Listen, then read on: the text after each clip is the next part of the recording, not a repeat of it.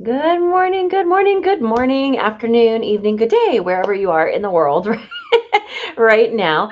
And I have to tell you that today I actually am really excited about this particular topic because while, there's some emphasis maybe on ballet, it actually is applicable across the board to all genres. So I'm really excited about today because here's the deal. There are very, very, very strong feelings around ballet technique and traditions.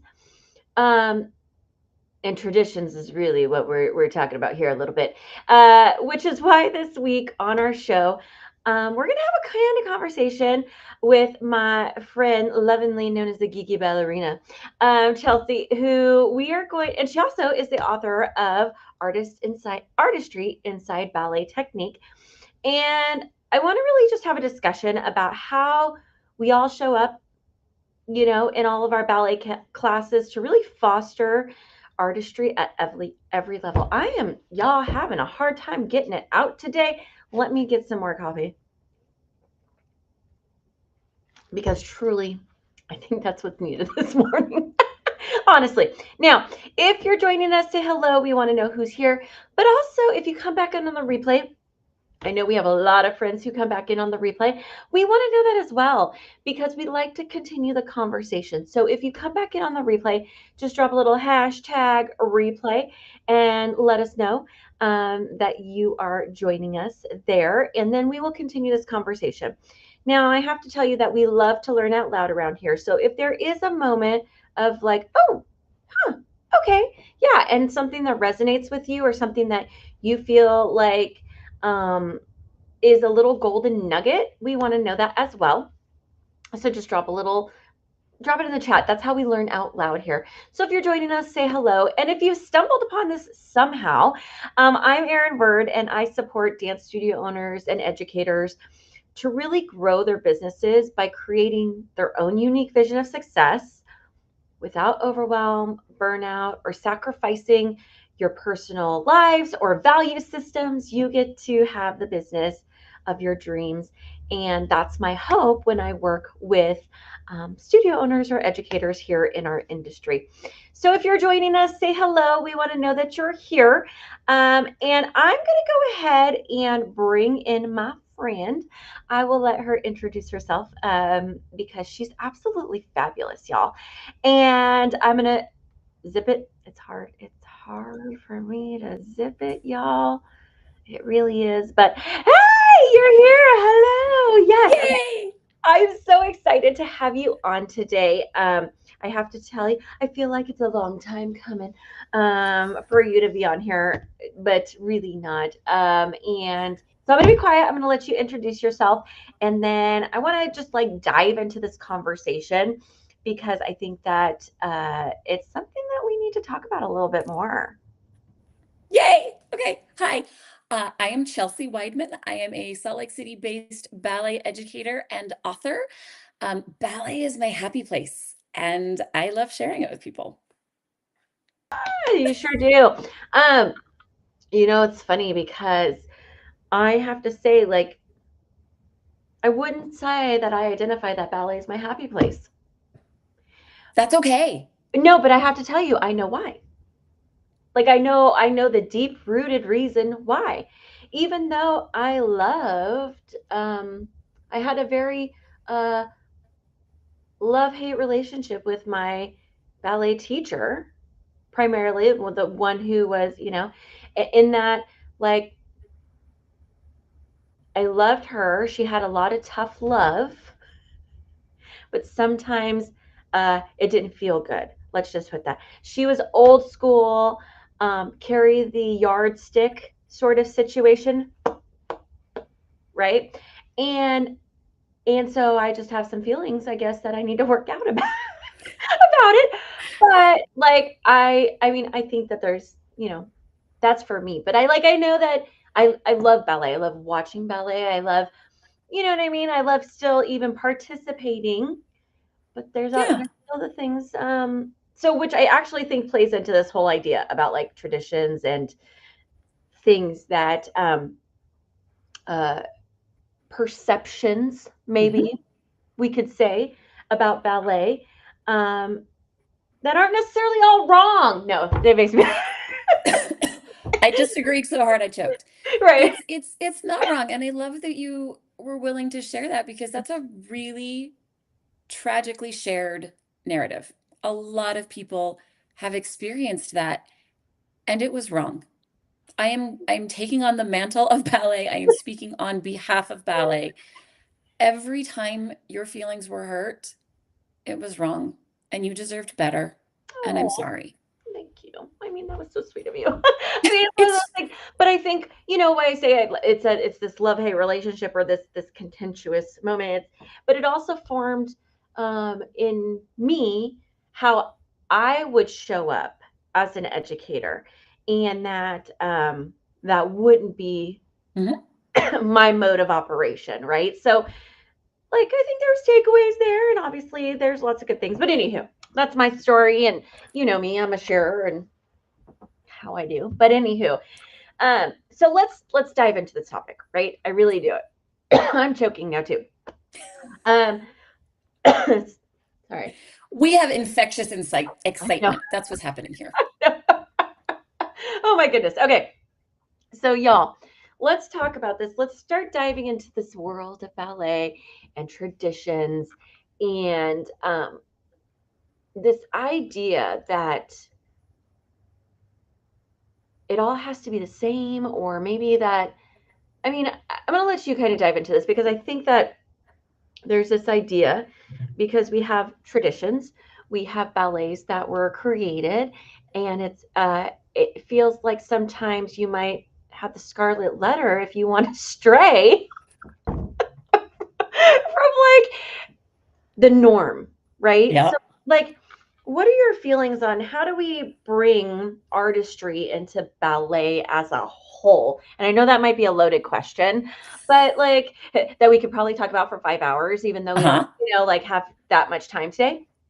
But like, what I want you to kind of take this on this whole idea about like, I don't know. I feel like sometimes in the back in the day, there was this idea of like no, it was all very much this.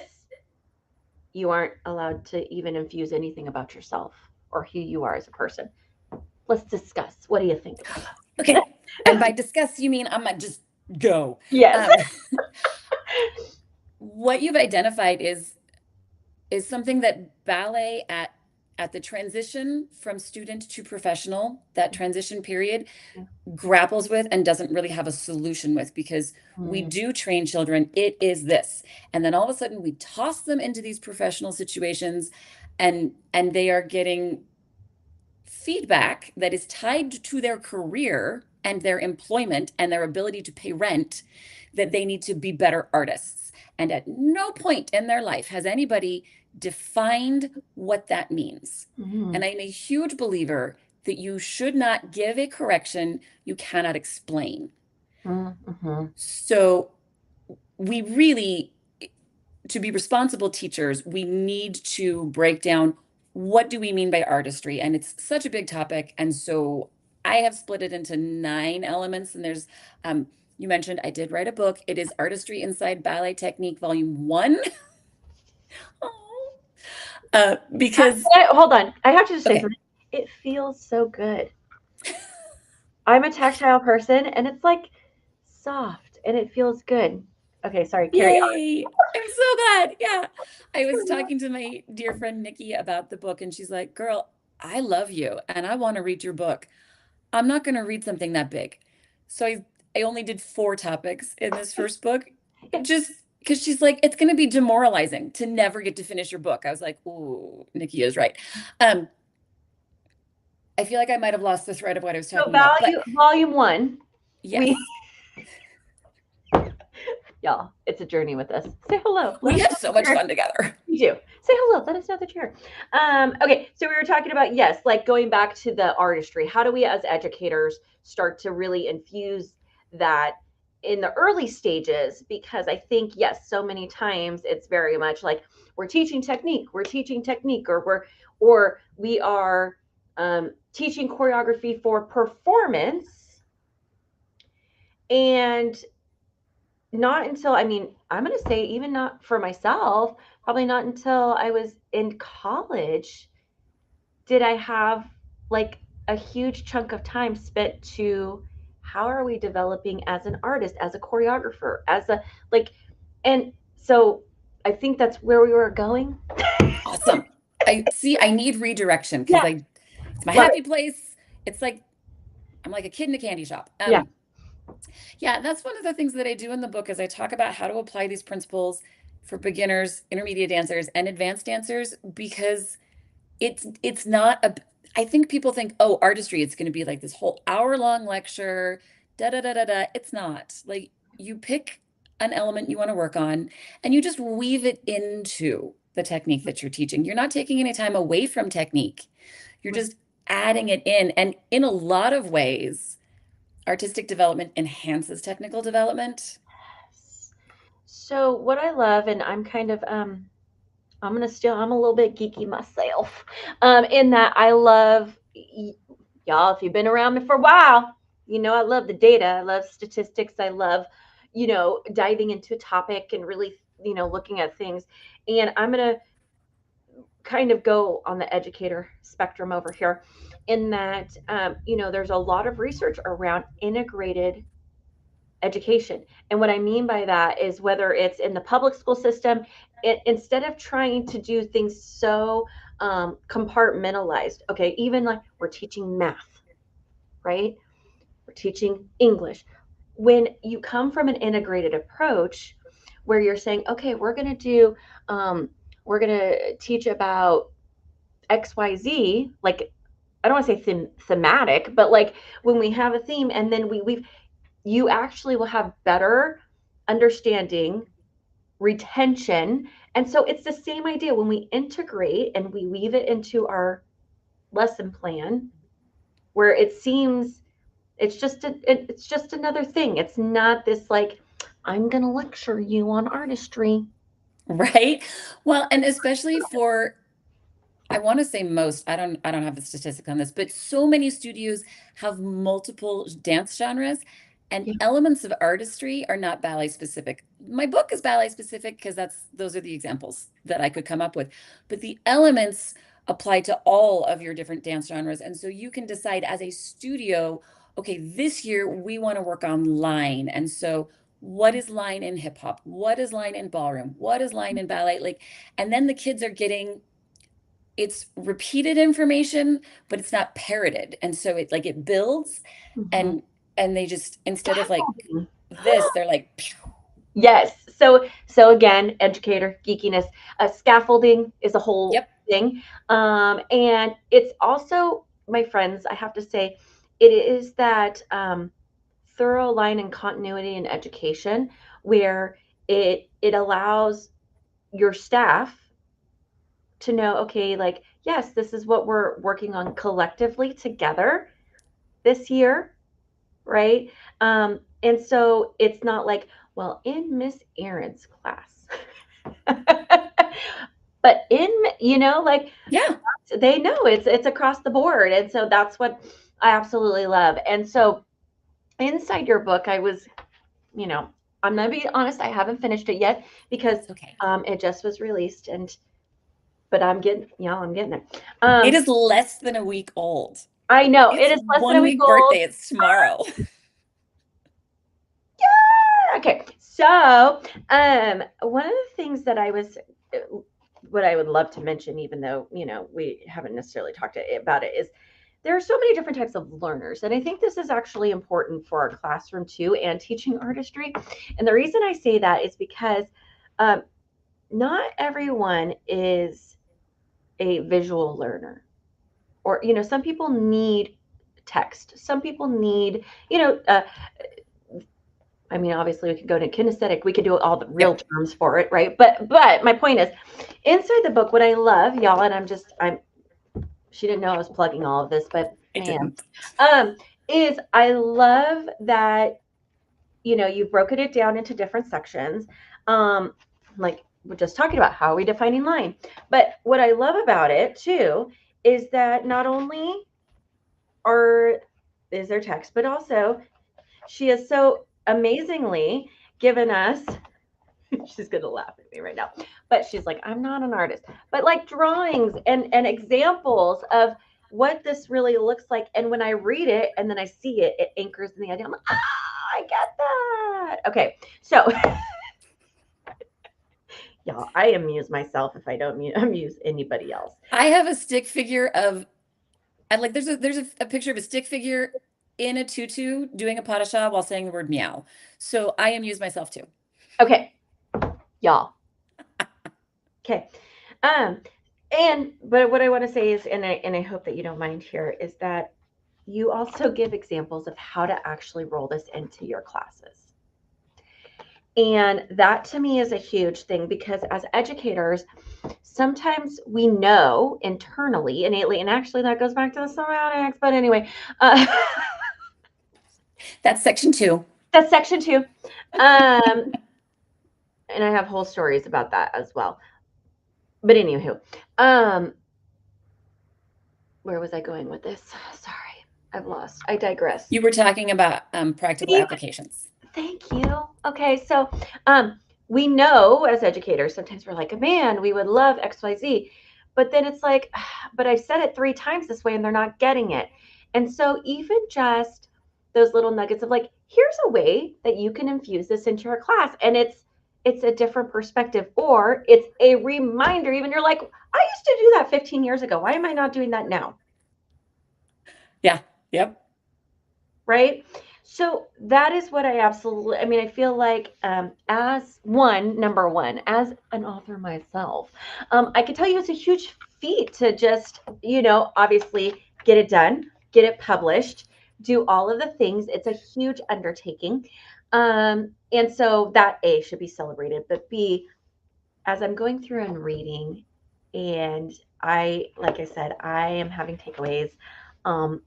Even though I'm not really in the classroom as much anymore, what it's doing for me is reminding me of some things that I want to remind my staff. So it doesn't matter if you are the one who's actually in the classroom teaching, or you're the leader of the ship, right? And you want to make sure that there is, like I said, continuity in education. It's going in. I am a firm believer. I go in and I'm always giving ideas and feedback to my team of like, that was amazing. Like, I didn't think of it in that way. I would have done it this way just because that's my thought process, but I love what you did. And then now it's like, oh, well, now we have 2 ways of doing it to achieve the same goal or objective or end in mind.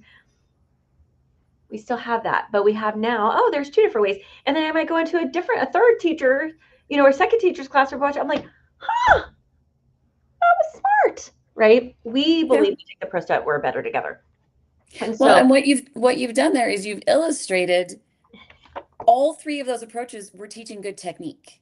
yes. And all 3 teachers brought in their individual strengths and talents and artistry, and then we're all learning together. And that's the perception of ballet we need to break.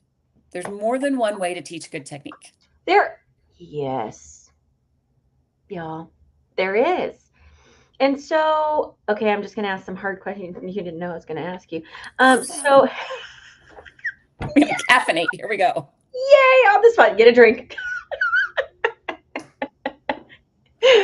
Get a drink this morning. So we talked about there's some different you have some different sections for volume 1. I'm sure there will be a volume 2, y'all, in the works. Just saying is all.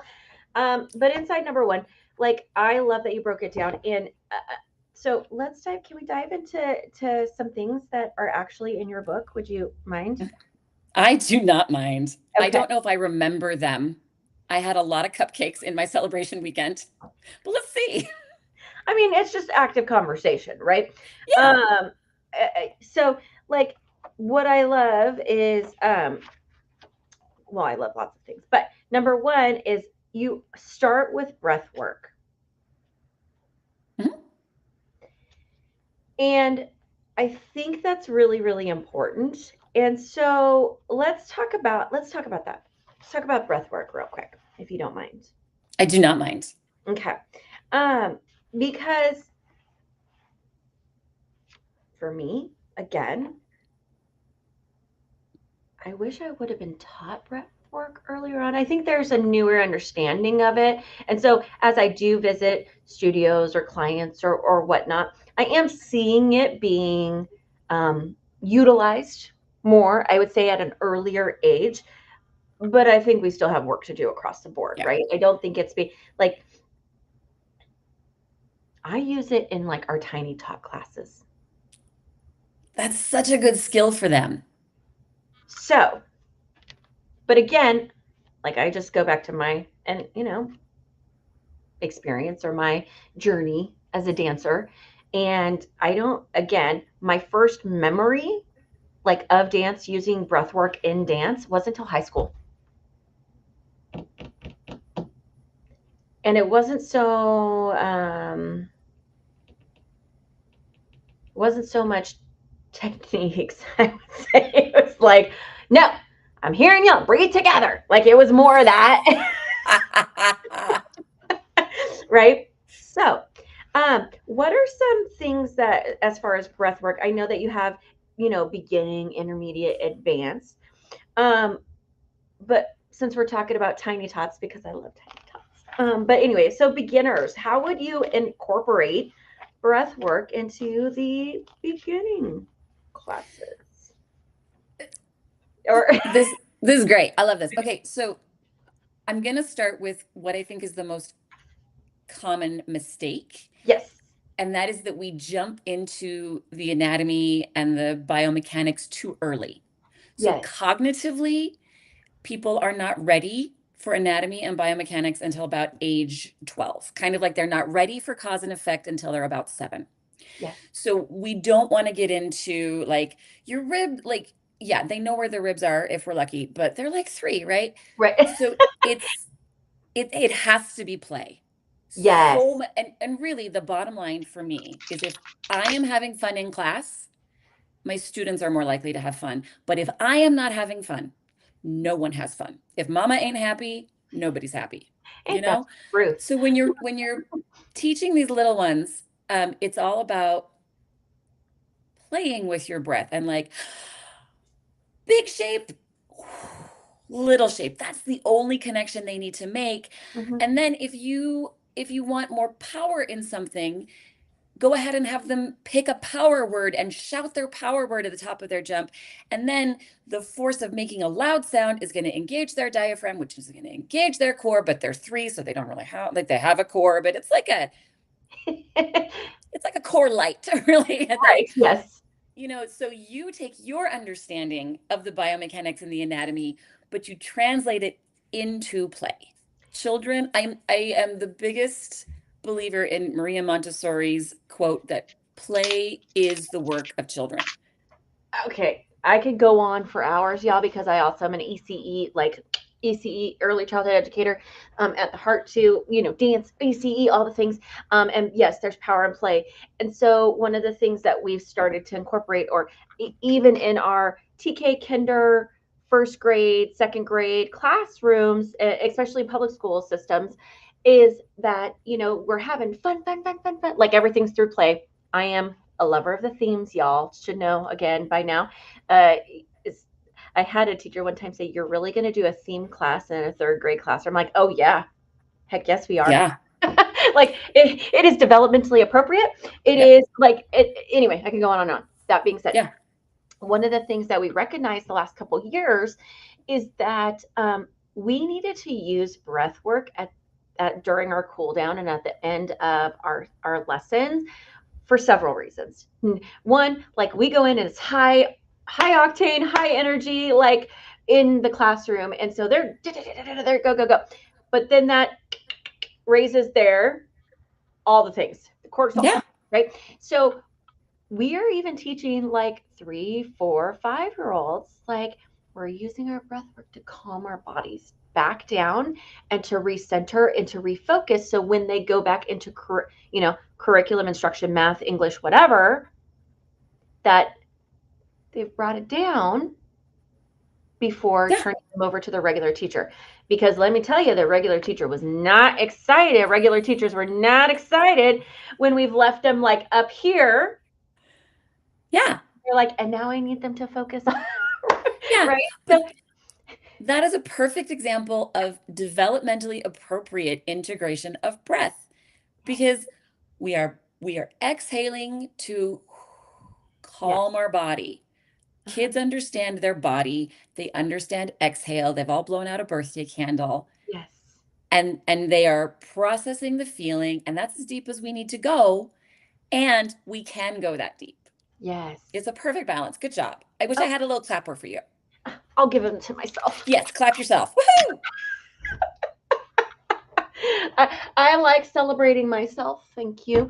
No, but really, like I think that yes, it's appropriate, and I think that's where I love that you've mentioned that. It's like when and going through the book, it tells you like when is it appropriate to talk about anatomy, right? We had this discussion, kind of the same thing in our drama club. We were talking about vocalization, right? And it's fourth, fifth, and sixth graders, which aren't quite there's there's a there's a big wide range when it comes to fourth, fifth, and sixth graders, especially fourth, fifth, and sixth grader boys versus girls. Let's be honest. And so, like again, mentioning anatomy and like diaphragm, and when we're talking about vocalization and projection and all the things, and you could see the ones who connect and get it, and then the others who are like, okay, yeah, like Yep. right. I'm gonna smile and nod. Okay, okay, yeah. So I really do feel like that seventh grade sort of year, 12, 13, there really is a big jump that Yep. happened, right? And so I love that you have it broken down in here by kind of basic, beginner, intermediate, advanced age groups, that sort of thing. My friends, if you're here with us, I know I see some of you here with us. Sometimes it takes a while for comments to pop up. Sometimes I go back and it's like, oh, where were those the whole time we were there? Because it didn't show for me. So no, we'll come back to you. But I would love to know, is there breath work that you're doing inside of your classrooms? Is it beginning, intermediate, advanced? When do you normally introduce it? Would your teachers normally introduce it? But y'all, there's some really good stuff here. So I'm super excited about it. Okay, so that was just one little Can bit. can I just jump? I'm just gonna talk, Oreo. Yeah. Okay, thanks. Um, so you mentioned that it's organized, and that is one of my gifts as a human being. Like, I'm just really good at organizing. I have taken my OCD and channeled it. But it's not just because my brain needs to calm down. I really firmly believe that when your curriculum and your goals are organized and you have double checked that we are developmentally appropriate, your Mhm. classes are more fun. Yes. And isn't that what it's all about? Yes. That's what it's all about. I mean, it's okay. We need to work hard. Do our students need to work hard? Work hard, be kind, have fun. But if they're having fun, like the other stuff, they don't mind working hard. Yeah. And if you've given them a challenge that is developmentally inappropriate, they won't be successful and it can't be fun. It doesn't Can have to you be say that easy. again, please? Let's just Sure. preach to those in the back. Here we go. If you have given your students a challenge that is developmentally inappropriate, they cannot meet it, no matter how hard they work. So it cannot be fun. Your students don't feel successful. You do not feel successful. It's okay to have hard challenges, but it has to be something that they can developmentally pull off in the next short to medium time frame. Okay. You get double hand clappers and all the things for that because so many times, unfortunately, and I'm going to go back to this idea also about education. So many times as educators, right, as teachers, dance teachers, let's just say, we weren't given the skill set to know how to appropriately teach. Yep. There weren't many dance credential programs Mm-hmm. as There teachers. still aren't. There still aren't.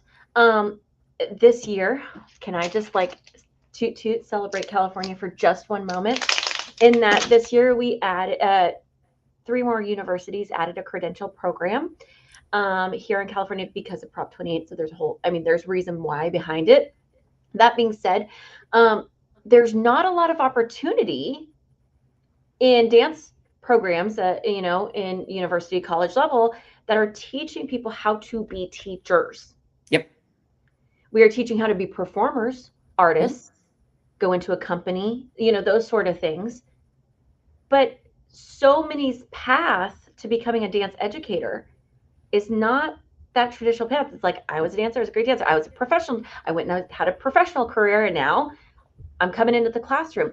And just because you're a great performer does not make you a great educator. Yep. And understanding what's developmentally age appropriate. That's my big thing. Yeah.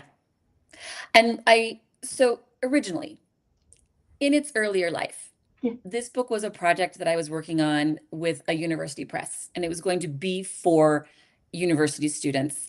And the tone was very academic. And for reasons, it ended up getting dropped. It ended up being an ultimately really positive experience for me because I got the benefit of professional editorial review. I got the benefit of university peer review on it. And then I got dropped and I got the freedom to change the tone. Because a lot of our dance teachers who are 100% committed to being the best dance educator they can be didn't do a university path, and that academic tone is really intimidating. And I love that I got the chance to try to make the tone of my book accessible. I really, really hope that it feels like we're just hanging out talking. Just That's what like I was going for. That's what it feels like to me. It feels, as I read it, it feels like we're just having this little chat right now. We're just having a chat. And something that you said, and this is really, you guys, so many good, I'm just dropping like hashtag gold nugget, like, yeah. Is that reminder that to not be afraid to shift or start over, because you may like the new story better. Yeah. Right. And if you don't, you can go back. And you can go back, right? So thank you so much for sharing that part of the journey, because I think that it's so important for us to remember. It's like, okay, when you're feeling as an educator, like your class, they're not having fun, you know, like you're having lots of behavior management issues, you're having lots of whatever. I really, really encourage you to go back to the why. Yep. Why are they misbehaving? And I say that in air quotes because they're not really misbehaving. They are showing you that either, right, like you've made something unattainable for them in a way or unclear. Or unclear. Yes, unclear. Your expectations are not clear. You're not articulating well what it goes back to. How do you expect something from somebody that you cannot demonstrate or explain well? Yeah. Right? And different ways. And so going back to that, sorry, my brain over here, is I lost it. I've lost it, y'all. That's okay, because I have an idea. I'll just tag right in. Yeah. I think sometimes when you read someone's book, you're like, oh, she's got it all figured out. I don't have it all figured out. Here's an example. Last night, I sat down with one of my classes and I was like, hey, I don't think I've been clear with the expectations, and I am contributing to this basically the problem. I think what I said was, okay, these are like 9-year-olds. I was like, you guys are really interesting human beings and you have really interesting ideas and I love to hear them. But when we talk, the people around you don't get a chance to work on their dance goals, and that isn't fair to them. So I am going to work really hard on not listening to you very much. And if you could also work on talking less, that'll be great. But more than half of that responsibility is on me. You know, sometimes it's that my expectations are not right, and sometimes it's that I wasn't clear, and sometimes it was, oops, I screwed up. And it's okay. And you know what? Yeah. Like, I know teachers who are like, you can't show weakness to children. Oh, you should. They're forgiving. They're forgiving.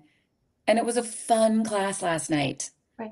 And here's the thing. I think that when we show up as our true, authentic self, right? And it's okay with sharing and saying, "Hey, like I recognize that I have a role here because I am your teacher and I am your leader Mhm. in this setting. So it's I take as much responsibility as you need to take, right? So this is a partnership, right? And it Yeah. can go back to that relating to dance. It's choreography and it's a team and this is a bond and we have to like you can relate it back to use, analogies and all the things and like that's fine.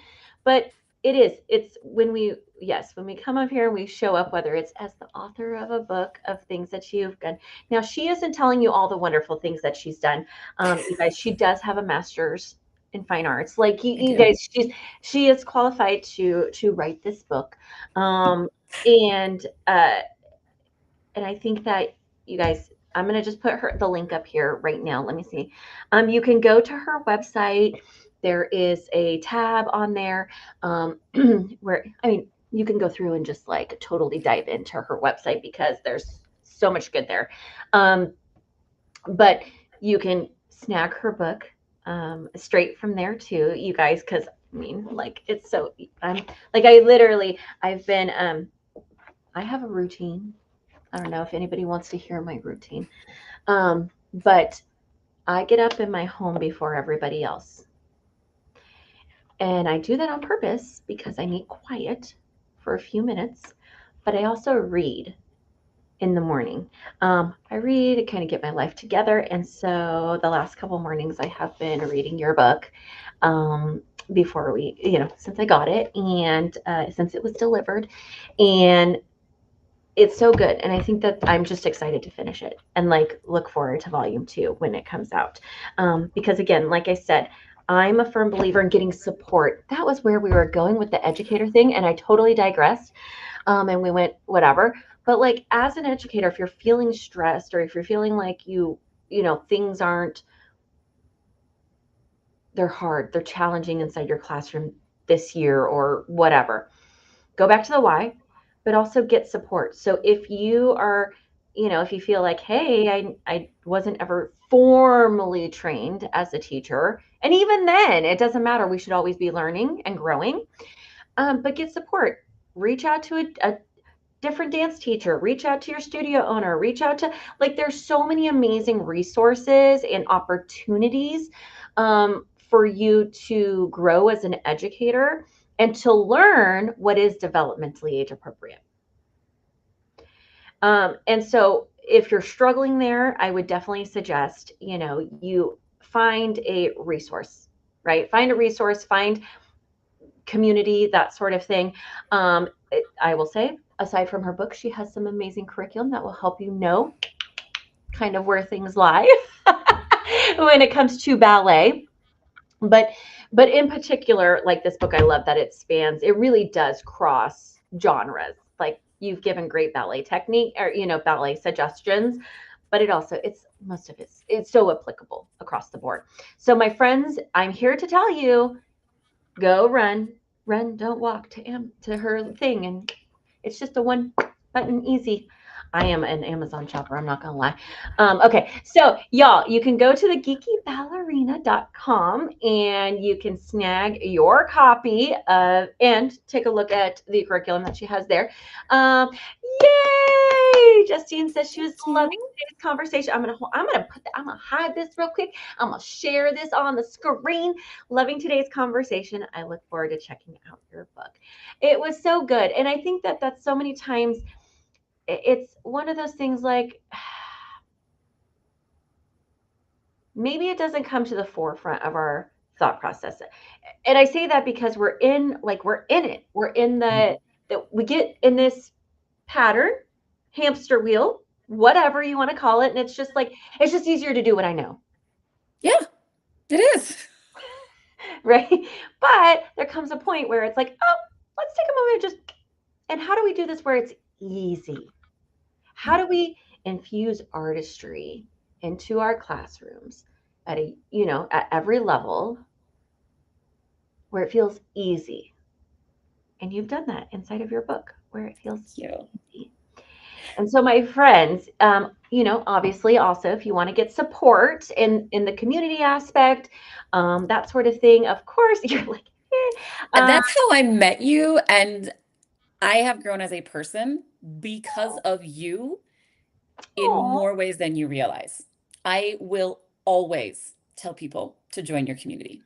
oh, well, thank you. I mean, here's the deal. I think that having an outside perspective, and someone who is okay with challenging you, and not just on, challenging you on stories, challenge yourself on belief system, challenging you on, and this, maybe here's a different way of looking at things or a different way of doing things. Going back to that, we've got 3 different teachers teaching technique all in a different way. And it's having that person or people who really aren't in it so they can see the forest for the trees. And I can tell you from experience, if you're in a place where you're like, I don't think I can talk without crying, she does great with crying. Don't worry about it. I've done it. It's stress tested that. We're the velvet. I will always say I'm the velvet covered brick, right? And so because I think that's actually being really kind, It like is. supporting people in a like listening, hearing them, like your students. I love hearing about you. I love hearing your stories, right, and all the things. Um, but I also we got boundaries. We Yeah. have things that we need to do, right? And so that's really being kind. So yes, my friends, if you are looking for a community to support you, I would love to chat with you about the Empire Builders Club, and where we have a great community, tight knit community who supports each other, amazing coaches in there that will help you not only grow your business, but really when you have those moments of, oh, this is challenging, or I've got this class, and like, it's a great community to say like, oh, well, I tried this, or have you tried this, or like, oh my gosh, thank you for sharing that. I tried it in my class and it was a huge hit. That's what we love about our community. So it's really great. And if you want more information about that, drop the word empire below and we will make sure to get that. I'm actually, before we leave here, I want to make sure that I'm going to put it in here too. The link to your book is going to come up in the chat as well. So, my friends, thank you so much for joining us today. Do you have any, like, one last little nugget that you would like to share with our community about whether it's the book, about classes, about, your hope and desire for this book? Like, what? I mean, I don't know. Like, That was big. I wish you'd given me time to think of it in advance. Um, surprise on the I spot. think Guess what? It's fine. let's see how well I do. Yeah. Ballet is my happy place. Yeah. And I wake up every day knowing that my happy place has caused harm. Mm. And I am sorry. Mm. And people need to hear these apologies. There is a better way. There is a better way for this art form to continue contributing to the world that is more inclusive, that is kinder, that is success oriented. Some of our traditions are good. A lot of our traditions, I think, are rooted in the insecurities of some really talented people, and we can let them go. There's not really a path forward yet. We are creating the path to joyful ballet for every student. Mm. Um, that's the path. I'm out of here like whacking weeds out of the way. That's the path that I'm walking every day. Mm. And if you love ballet and feels like it doesn't love you back, it does. Mm. I can help you. There are other, Catherine Morgan is online every day helping people feel loved and supported in ballet. I just, there is so much hurt that people didn't deserve. And I wish I could give you a hug and wipe it all away. But Oh. what I can do Yeah. is go to work every day building a better path. Mm. And I'm Um, I'm so excited for anybody listening and their students and their children and their grandchildren. Joyful ballet oh, I'm crying. Oh my gosh. No, Okay. but see, here's the thing. I love it so much, and I want to tell you that I get, I say like I am on my mission. Like I'm on a mission to really change some narratives in our industry. In that, you're on this like joyful ballet, right? And I agree with you. And that's you're marching. You're Yeah. the beat that you're marching to. I'm on, I'm one of my big things is like, again, we need to kick the starving artist mentality to the curb. And we need to believe that there is just as much value in the arts and teaching dance or being a performer or whatever that there is in corporate America. There is Mhm. no reason why you cannot have the life that you so desire through your art, through your passion, whether it's dance or music or be a film like it doesn't matter. There is so like I get really, really heated because there's so much money in the arts and culture industry, um, above industries like ag and construction, right? But nobody knows that because everybody's been told that there's no money in the arts. That Mhm. just pisses me off, and I get fired up. Y'all know, and so, but it's us every day showing up and reminding, no, there is a better way, or not a better way, but you can have passion and profit. You can have joyful ballet. You can still have um, excellence in technical training and have joy. Like it's not one or Yeah. the other, y'all. You can have both. It's how we choose to show up. Listen, if we can have bacon on a donut, we can have joy and good technique All at right. the same time. Yes. Like we can have so, but it all starts with a decision. And the decision is, my friends, that that's just the way it's going to be. And you will not allow anything other than that. But you have to be committed and get support sometimes. So that's where y'all don't forget, go grab the book. I'm like sitting here, I'm just it really, you guys, I have to, it really does. It feels soft. Like, did you notice? Was that something that you picked up when you picked your book? You're like, ooh, it's soft. I Or you, did notice, and now I'm wondering what specification like what box did I click that made that happen? I need to click that for volume 2 I know, because like, I love that it feels like a hug. This is yes, ballet hugging you and telling you that you're wonderful and creative and that you belong in this space. I love it. I love My it. book is a hug. Okay, my friends, we've been on for quite some time. I've taken more time than normal today, but I love this conversation so much. And I hope that you'll check out her book. Feel free to reach out to us, continue the conversation. If you come back in on the replay, we want to know, let us know. We'll continue the chat and talk to you about it between myself and Chelsea. But I hope that you guys go out this week, show up in joy, no matter what's happening, in your life.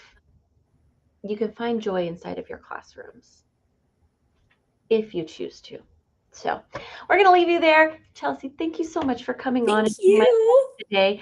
Next week, my friends, is our last episode of the Erin Burd Live Show before we go on hiatus. And we are going to be having a amazing conversation about different revenue streams rolling in, rivers of revenue. And I've got one of our amazing coaches coming on and going to be my guest again next week. So we're going to leave you there. I hope you have a fantastic week, my friends, and I will see you all very, very soon.